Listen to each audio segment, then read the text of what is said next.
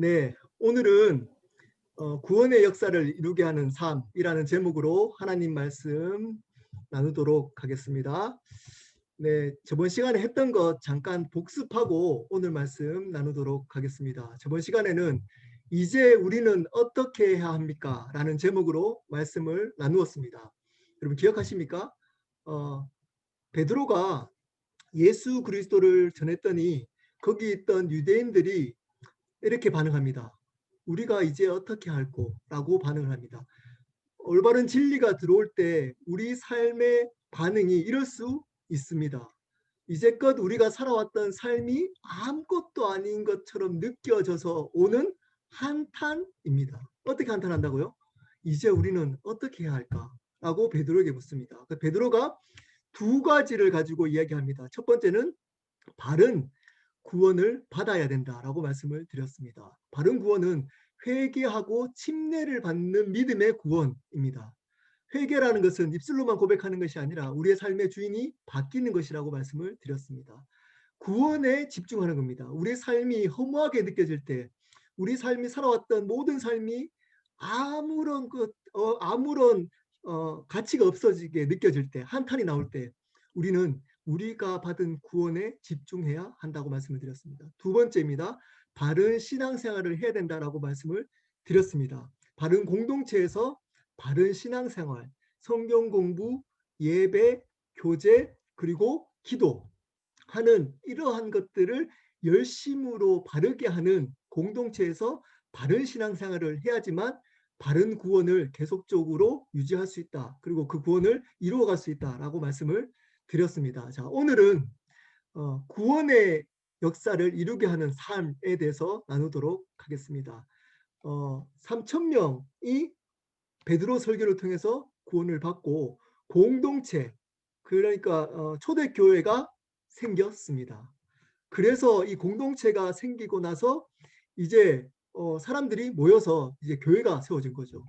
이 초대교회의 특징을 한마디로 얘기를 한다면 바로 47절 마지막에 나옵니다. 47절 마지막 제가 읽어보겠습니다. 주께서 구원받는 사람을 날마다 더하게 하시니라. 주님이 날마다 구원받아야 될 사람들을 불러주신다는 겁니다. 3천 명이 예수님을 믿게 돼서 공동체를 이룬 그 공동체에 날마다 계속적으로 예수를 믿고자 하는 사람들이 몰려왔다는 겁니다. 자, 지금에 있는 교회에서 왜 초대교회로 돌아가시다라고 얘기를 하냐면 초대교회에 좋은 시스템을 본받자라는 것이 아닙니다. 초대교회에 좋은 성전이 있었던 것도 아닙니다. 초대교회에 좋은 어떤 프로그램도 아닙니다. 조직도 아닙니다. 뭘까요? 바로 이겁니다. 초대교회에서는 예수 믿는 사람이 날마다 더해졌다는 겁니다. 자, 그것이 부럽기 때문에 지금 교회에서 그러한 하나님의 역사를 경험하고 싶어서 초대교회로 돌아가자라고 얘기를 하는 겁니다. 자, 그러면 이런 역사를 어떻게, 왜 이루어진 걸까요? 47절에 나옵니다. 그 이유가. 뭐라고 나오죠? 하나님을 찬미하며 또 온 백성에게 칭송을 받으니 라고 얘기를 합니다. 하나님과의 관계, 수직적인 관계에서는 하나님께 영광을 돌리고 하나님을 찬양하고, 그리고 수평적의 관계에서는, 인간과의 관계에서는 칭찬을 받은 겁니다. 자, 이게 바로 하나님과 올바른 관계의 특징입니다. 하나님과의 올바른 관계를 가진 사람의 특징이 바로 하나님께는 영광을 돌리고 옆에 있는 사람들과 관계에 있어서는 칭찬, 덕되는 삶을 살아간다는 겁니다. 근데 어느 순간 교회가 왜 믿는 사람들이 줄어들까요? 믿지 않는 사람들이 교회를 좋지 않게 얘기를 할까요? 그 이유는 바로 이 이유 때문입니다. 그냥 교회 안에서 하나님과의 수직적인 관계만 신앙생활이라고 착각하고 있기 때문입니다. 그냥 교회 안에 있는 생활로만 신앙생활이라고 착각하기 때문입니다. 근데 이런 하나님 관계가 잘 되는 사람의 열매는 결과는 어떠냐? 옆에 있는 사람들과의 관계도 좋아진다는 겁니다. 자, 이렇지는 않습니다. 사람들과의 관계가 좋다고 해서 하나님과의 관계가 좋은 것은 아닙니다. 그럴 수도 있고 안 그럴 수도 있습니다. 그럴 수도 있고 안 그럴 수도 있고, 사람과의 관계가 좋다고 해서 하나님 관계가 좋은 건 아닙니다. 근데 하나님과의 관계가 좋은 사람은 반드시 옆에 사람들과의 관계도 좋아지게 되어져 있습니다. 자, 그렇다면 옆에 있는 사람들과의 관계가 무너진 이유가 뭐라고요? 하나님과의 관계가 문제가 있는 겁니다. 뭔가에 문제가 있다는 증거일 수 있습니다. 자, 그리고 가족 중에 가까이 있는 사람이 믿지 않는 사람이거나 또는 믿음이 부족한 가족들이 믿음이 성장하지 않는 이유가 있다면 혹시 이 말씀을 근거로 혹시 여러분의 우리들의 삶이 하나님과의 관계가 무너져 있기 때문일 수 있습니다. 그들이 우리를 보고 하나님의 모습을 발견하지 못하고 그들이 우리에게 칭찬, 저 사람 정말 예수 믿는 사람이구나 라는 모습을 보지 못하기 때문에 그들의 구원이 없을 수도 있다는 겁니다. 그들의 신앙이 없어질 수, 그러니까 깊어지지 않을 수도 있다는 겁니다. 여러분, 반드시 그렇지는 않지만 그럴 가능성이 있다는 것을 전제로 이 말씀을 들었으면 좋겠습니다. 혹시 내 삶이 하나님 관계에 문제가 있기 때문에 주위에 있는 사람들의 구원이 깊어지지 않거나 믿지 않으려고 하지 않을까라는 것을 생각하면서 오늘 말씀을 들었으면 좋겠습니다. 과연 이들이 삶이 어떠했길래 이 구원의 역사가 이루어지고 사람들에게 칭찬받고 하나님께 영광이 되었을까요? 세 가지로 나눠보도록 하겠습니다. 첫 번째입니다. 하나님의 역사를 경험하는 삶이었습니다. 하나님의 역사를 경험했습니다. 하나님을 경험했습니다. 43절입니다. 43절 제가 읽겠습니다. 사람마다 두려워하는데 사도들로 말미암아 기사와 표적이 많이 나타나니. 자, 여기 보면 사람이 두려워했답니다. 왜 두려워했냐면 사도들로 말미암아 기사와 표적이 많이 일어났답니다. 하나님의 역사가 많이 일어난 겁니다. 누구를 통해서? 사도들을 통해서. 자, 이것을 보고 사람이 두려워진 겁니다. 우와, 하나님 진짜 살아 계시구나 라는 것을 하나님의 역사를 보고 그들이 두려워한 겁니다. 자, 여기 보면 사도들로 말미암아 영적인 리더를 통해서 공동체나 어떤 모임에 하나님의 역사가 일어나게 된 겁니다. 그때 당시에. 그러므로 공동체에서 영적인, 지금 여기 모이신 분들이 영적인 리더들입니다. 대부분. 영적인 리더를 통해서 하나님의 역사가 일어나는 것이 중요합니다. 그 교회 공동체에 영적인 리더가 얼마나 끼어 있는가, 하나님의 역사를 경험하는 자가 굉장히 중요합니다. 더 중요한 건 뭘까요? 목사가, 거기 있는 담임 목사가 날마다 하나님의 역사를 경험하는 자가 굉장히 중요합니다. 그 사도들로 말미암아 하나님의 역사가 일어났기 때문입니다. 자, 근데 그때 당시에는 사도들 중심으로 신앙생활을 했지만 이제 그때와 지금은 다릅니다. 그때와 지금은 지금은 어느 정도 스스로도 사도들이 필요 없어도 스스로 신앙생활을 할 수 있는 환경이 되었습니다. 그러므로 여러분 스스로가 하나님의 역사를 경험할 수 있어야만 합니다.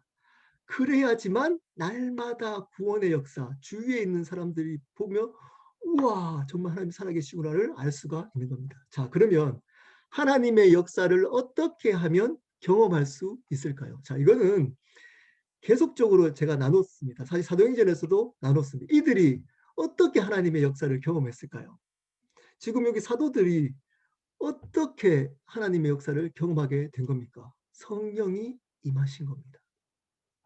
그들의 삶 가운데 성령이 관건적으로 임하게 된 겁니다. 자, 하나님의 역사를 경험하려면 어떻게 해야 된다고요? 성령님을 의지해야 됩니다. 여러분, 여러분이 가지고 있었던 생각이나 지식이나 경험, 그리고 성격을 의지하면 안 됩니다. 그러면 절대 하나님의 역사를 이루어갈 수 없습니다. 경험할 수 없습니다. 순간순간 성령의 성령님을 의지해야 됩니다. 성령님을 붙들어야 됩니다. 성령님 도와주십시오. 성령님 잘 말하게 해주십시오. 성령님 감정을 다스려 주십시오. 성령님 인도해 주십시오. 상황을 만들어 주십시오. 관계를 좋게 해 주십시오. 라고 순간순간마다 성령님을 의지해야 합니다. 자, 그러면 성령님을 의지하고 성령의 역사를 일으키려면 또 어떻게 해야 된다고 제가 말씀드렸습니까? 성령님은 어떤 사람에게 역사를 할까요? 인도하실까요? 붙들까요? 성령님은 예수님을 존귀케 하는 영입니다. 예수님을 드러내는 영입니다. 자, 그러면 어떤 사람에게 성령님을 의지할 수 있도록 할까요? 성령께서 붙들어 주실까요? 예수님이 자기의 삶의 주인으로 살려는 몸부림이 있는 사람입니다. 그런 삶을 살려고 몸부림치면서 살아가는 사람이 성령님을 의지할 때 성령께서 그 삶을 붙들어 주시고 하나님의 역사를 이루어 주시는 겁니다. 자, 그러면 하나님의 역사를 경험하려면 어떻게 하면 된다고요? 내 삶의 주인이 내가 아니다.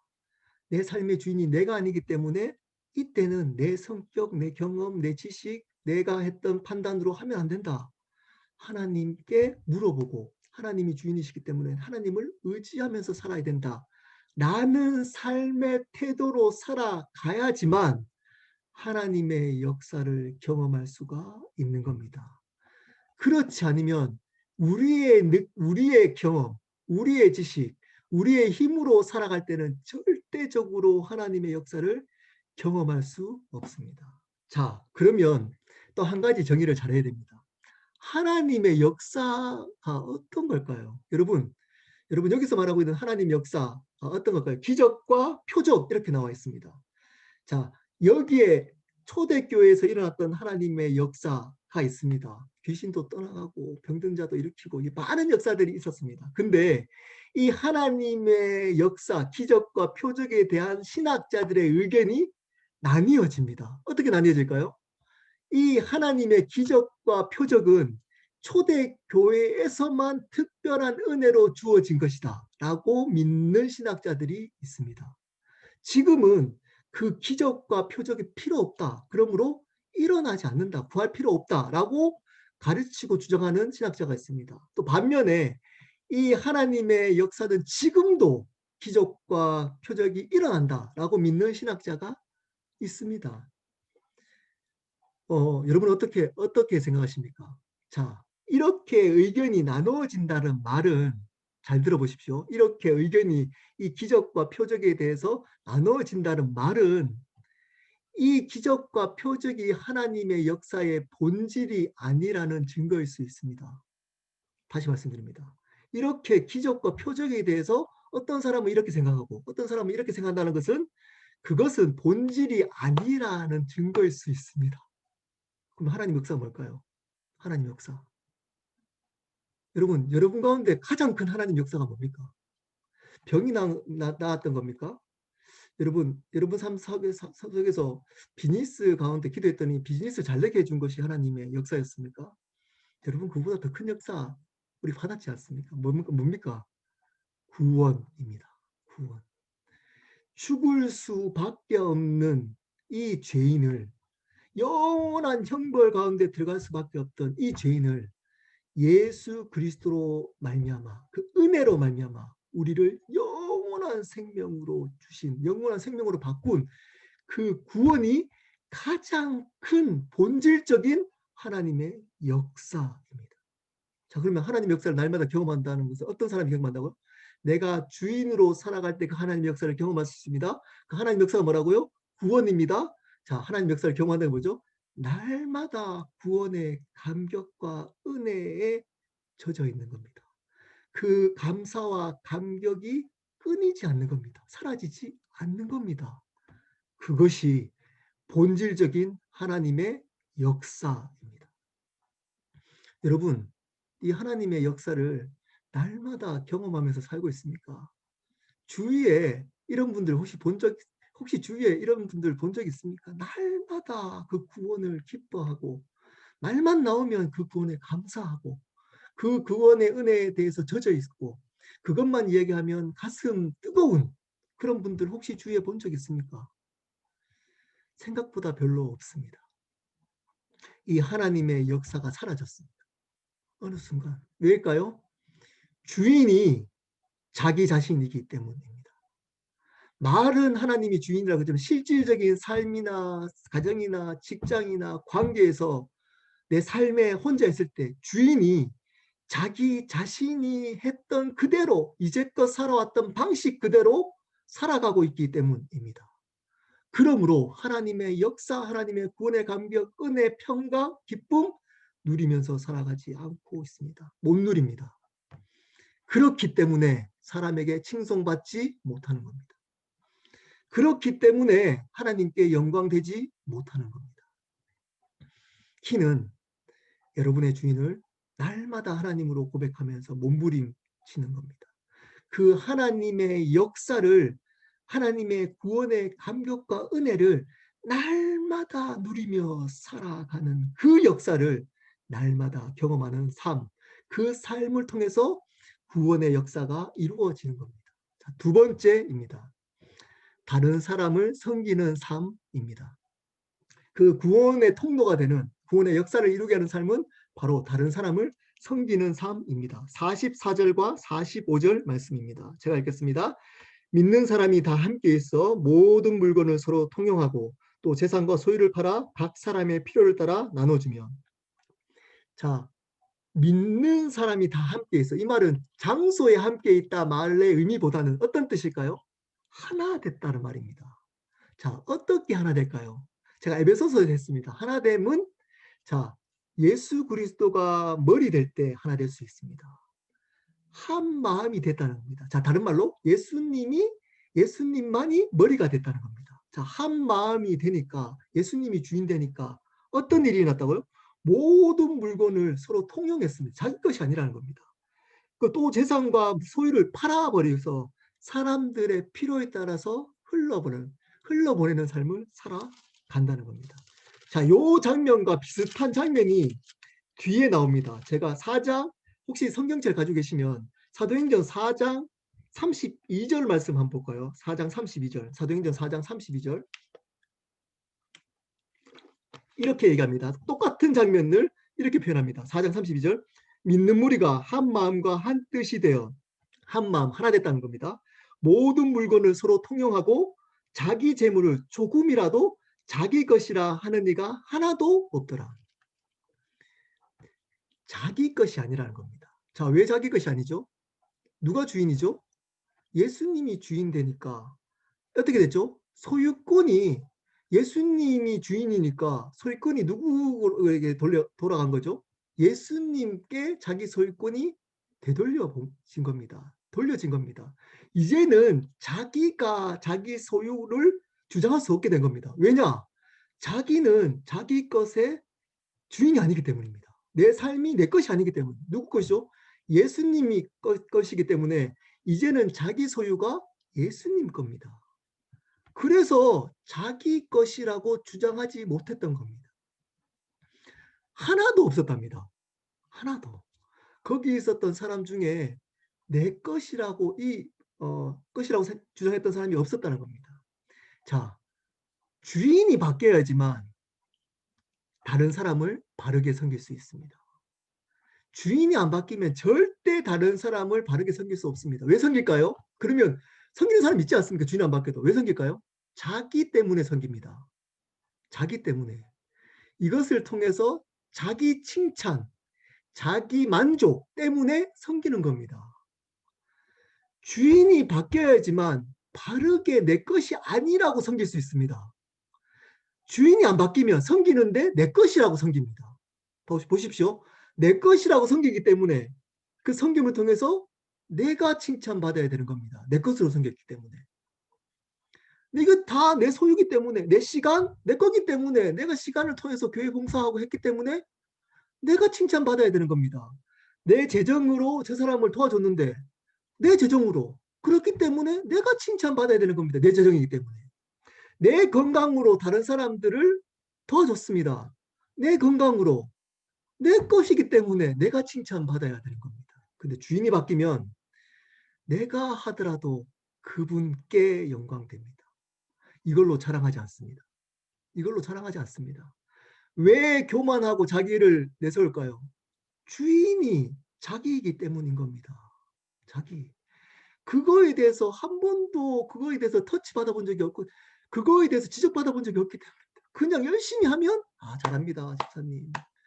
목사님 중에서도 자기 힘으로 막 하는 사람 있잖아요. 카리스마로 막. 그래서 큰 교회도 하고 해도 그걸로 칭찬받습니다. 자기가. 그래서 자기 왕국을 세워갑니다. 자기 왕국. 큰일 납니다. 큰일 납니다. 그러면 자기 것이라 아니라고 합니다. 조금이라도 표현도 너무 좋지 않습니까? 아무도 아무도 조금이라도 자기 것으로 여기지 아니했다. 이렇게 얘기합니다. 그래서 섬길 수 있었습니다. 그래서 다른 사람들을 섬길 수 있었던 겁니다. 내 소유가 이제는 내 것이 아니. 이제껏 살아왔는데 내 것이라고 생각하고 열심히 내 것이기 때문에 내가 노력하고 내가 힘들어서 벌어왔던 재정, 건강, 그리고 여러 가지 명예 이런 것들로 내가 다른 사람들을 섬겨서 내가 칭찬받아야 되는데 근데 예수님이 주인 돼 보니까 이 모든 것들이 아무것도 아니라는 것들을 알게 된 겁니다. 그리고 이 모든 것들이 내 것이 아니라는 것들을 알게 된 겁니다. 여러분 얼마나 이것이 자유합니까? 이게 놀라운 자유 아닙니까? 이제껏 내가 꾸역꾸역 내 힘으로 노력해서 살아왔던 이 삶이 내 것이 아니라는 겁니다.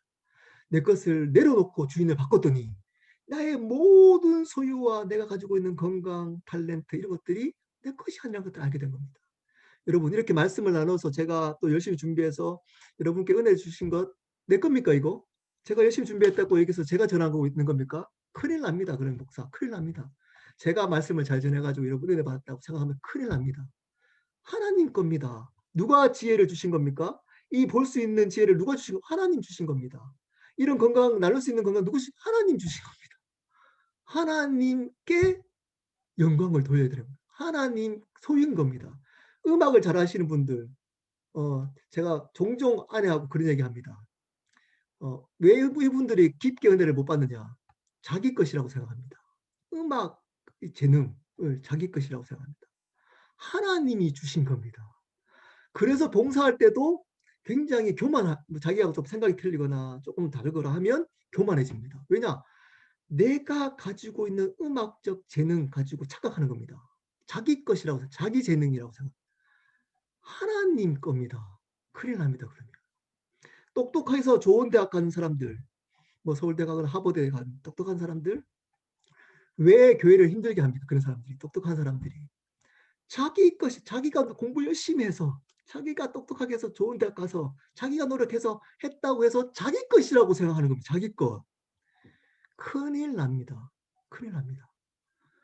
그럼 못 섬깁니다. 섬기더라도 어떻게 섬긴다고요? 자기 것으로 했기 때문에 자기가 영광받습니다. 자기 의의를.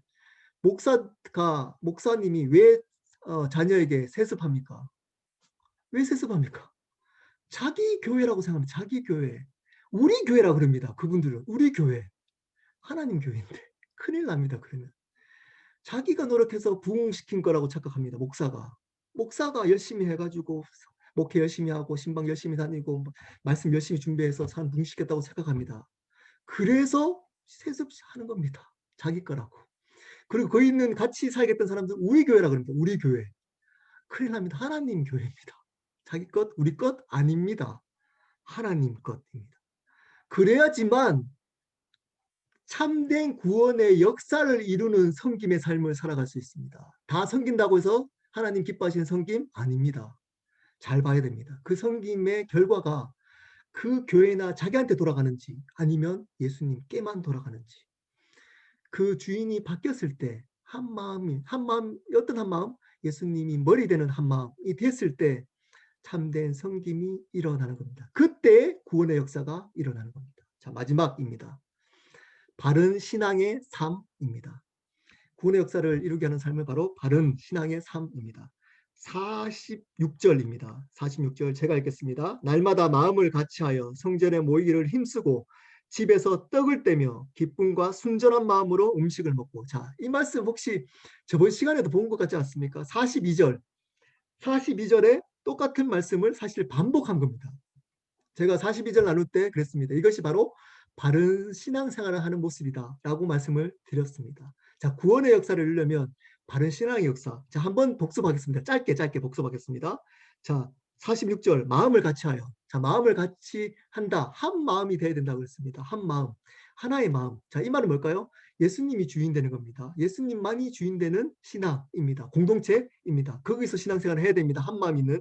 그리고 자, 성전에 모이기를. 자, 성전에 왜 모인다고 했습니까? 성경 공부, 사도의 가르침, 하나님 말씀을 배우기 위한 겁니다. 하나님 말씀을 열심히 배워야 됩니다. 주인이 예수님이고 하나님의 말씀을 열심으로 말씀을 배우는 곳에 있어야 됩니다. 바른 생활 하려면, 바른 신앙생활 하려면. 자, 그리고 집에서 떡을 떼며, 자, 떡을 뗀다는 것은 성찬식, 주의 만찬을 하는 겁니다. 주의 만찬은 항상 예배 뒤에 했다고 말씀을 드렸습니다. 자, 그러면 뭐죠? 예배로 대체 이 말씀을 예배라고 해도 무관합니다. 자, 예배를 중요시 여기는 겁니다. 예배 시간을 중요시 여기는 겁니다. 예배를 중요시 여기는 겁니다. 예배에 빠지지 않는 겁니다. 자, 마지막으로 기쁨과 순전한 마음으로 음식을 먹고, 자, 기쁨과 순전한 마음으로 교제를 하는 겁니다. 하나님의 교제를 하는 겁니다. 세상의 교제가 아닙니다. 여기서 자, 기쁨과 순전한 마음의 교제는 어떤 교제일까요? 세상 사람들처럼 우리에 있는 것들을 드러내는 게 아니고 예수님을 존귀케 하고 예수님을 자랑하는 그러한 교제입니다. 그 교제를 통해서 예수님을 만나고 하나님의 나라를 경험하는, 에베소서 나오는 하나님의 나라를 경험하는 그러한 교제를 했다는 겁니다. 자, 이게 바로 바른 신앙생활입니다. 자, 근데 여기서 중요한 단어 하나 있습니다. 놓치지 말아야 될 단어 하나 있습니다. 뭘까요?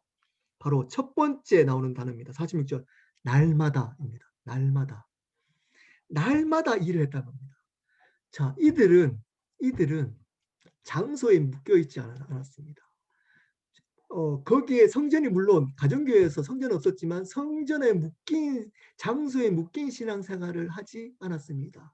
교회 성전에서나 밖에서나 똑같았습니다. 날마다였습니다. 날마다 교회에서나 지금 똑같았습니다. 이들은 시간에 묶여 있지 않았습니다. 주일이란 특별한 시간으로 신앙생활을 하지 않았습니다. 수요예배 시간 안에서만 신앙생활을 하지 않았습니다. 성경 공부 시간 안에서만 신앙생활을 하지 않았습니다. 날마다 신앙생활을 한 겁니다. 신앙은 날마다 하는 겁니다. 날마다. 썬데이 크리스찬이 아니었다는 겁니다. 날마다 크리스찬이었다는 겁니다. 언제 어디서나 크리스찬이었다는 겁니다. 이게 바른 신앙생활의 키입니다. 본질입니다. 핵심입니다.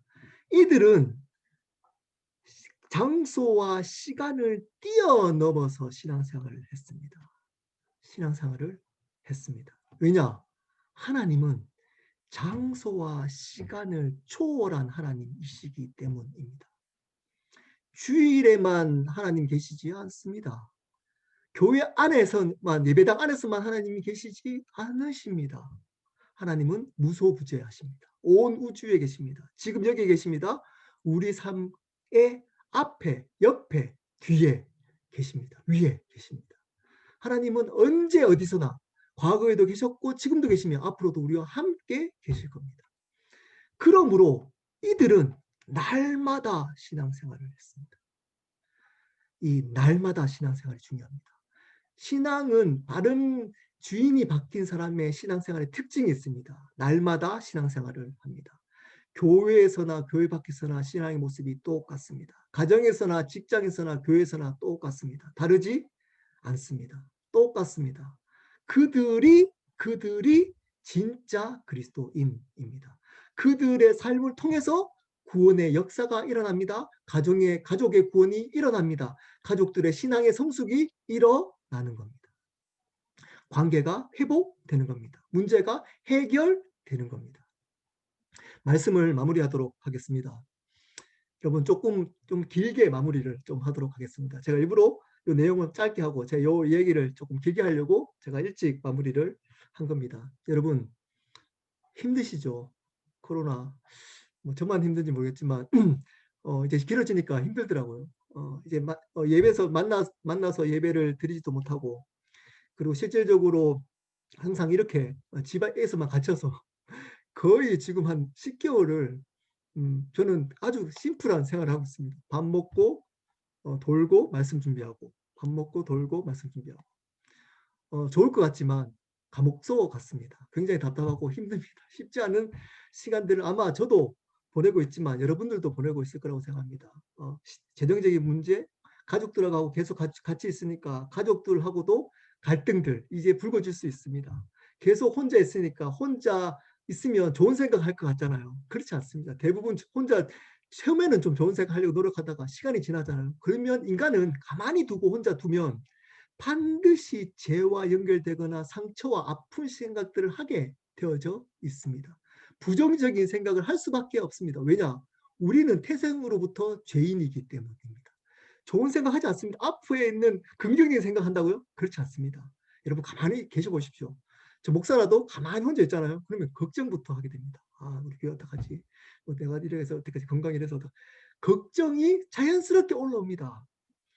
근데 이렇게 계속 반복됩니다. 이 생활이. 이런 시간들을 지나고 있습니다. 제가 꼭 한번 보십시오. 제가 그 카톡방에다가 제가 존경하는 이재철 목사님이 이 코로나에 있는 시간들을 가지고 이제 분별한 내용들을 짧게 한 20분으로 한 그 동영상을 제가 올려드렸습니다. 이분이 이렇게 얘기했습니다. 코로나는 제2의 종교 개혁입니다. 그리고 하나님이 대포를 쏘고 계십니다. 우리를 향해서. 진짜를 가려낸다는 겁니다. 진짜를. 진짜가 누구냐가 드러난다는 겁니다. 이제 여기서. 그냥 교회를 커다랗게 지어놨어요. 몇 천억, 몇백억 들어가지고. 근데 소용이 없어졌습니다. 모이질 않습니다. 그 교회에 30명밖에 모이지 않습니다. 예배를 참석하지 않아요. 주중에 맨날 모여서 다른 것 하던 모임도 없습니다. 못합니다. 모임도. 그 큰 교회 예배당이 텅텅 비어져 있습니다. 주 평일에도 아무 일이 없습니다. 그 안에. 몇백억 지어놨는데. 여러분 그 장소와 주일에 열심히 봉사하라고 그렇게 많은 방들 만들었는데 텅 비어져 있습니다. 그것이 신앙인 줄 알았습니다. 열심히 교회 가서 봉사하고 열심히 신앙생활 하면 근데 그게 아니었던 겁니다. 신앙이 뭘까요? 신앙이 여러분 신앙은 삶입니다. 신앙은 삶입니다. 여러분 직장에서 여러분의 모습이 신앙입니다. 가정에서 여러분 모습이 바로 여러분의 신앙입니다. 여러분 옆에 있는 가족과 자녀와 배우자와의 관계가 여러분 신앙입니다. 신앙. 진짜입니까? 그 신앙이 진짜입니까? 그게 드러난다는 겁니다. 이제. 오늘 말씀을 통해서 이거를 말씀합니다. 이 삶이 있어야지만 너 주위에 믿지 않는 가족들이 예수 믿게 될 거야. 믿지 않는 자녀가 예수님을 만나게 될 거야. 믿지 않는 배우자가 예수님을 알게 될 거야. 자녀들이 예수님을 알고 어떤 삶이라고 말씀드렸죠? 첫 번째입니다. 하나님을 주인으로 해서 날마다 구원의 감격을 누리면서 살아가는 삶이 보여져야 됩니다. 근데 예수님에게도 아무 감동이 없어요. 근데 그 안에서 예수 믿으라고요? 믿지 않습니다. 이제는 사람들이. 두 번째입니다. 두 번째. 주인이 바뀌어서 내 것이 아니고 내 모든 소유가 하나님께 드려지는 하나님, 예수님이 나의 모든 소유권이 되는 겁니다. 소유자가 되는 겁니다. 그러고 그 섬김이 일어나는 겁니다. 그래서 예수님 때문에 그 섬김이 일어날 때 거기서 예수님의 역사, 하나님의 역사가 일어나 구원의 역사가 일어나는 겁니다. 주위에서 예수님을 만나게 되는 거예요. 예수님 때문에 되기 때문에 예수님을 만나게 되는 겁니다. 섬기더라도 자기 때문에 하면 절대 변하지 않습니다. 마지막입니다. 바른 신앙생활을 해야 되는 겁니다. 바른 신앙생활이 뭐라고요? 날마다 신앙생활을 해야 됩니다. 날마다 그리스도인이 되어야 됩니다. 선 장소에만 주일에만 그 예배당에서만 그리스도인이 아니라 날마다 언제 어디서든 그리스도인이어야 합니다. 왜냐? 주인이 바뀐 사람들은 그럴 수밖에 없기 때문입니다. 언제 어디서든 하나님이 주인이기 때문입니다. 그분이 언제 어디서나 살아계시기 때문입니다. 부활하셔서 지금도 언제 어디서나 그분은 살아계시기 때문입니다. 그러므로 그분을 주인으로 모시는 우리는 언제 어디나 어디서나 날마다 그리스도인일 수밖에 없습니다. 그럴 때 진짜 구원의 역사가 일어나는 겁니다. 누구한테 먼저 일어날까요? 자기한테입니다. 여러분 진짜이십니까? 다시 한번 질문합니다. 여러분, 진짜 그리스도인 맞습니까?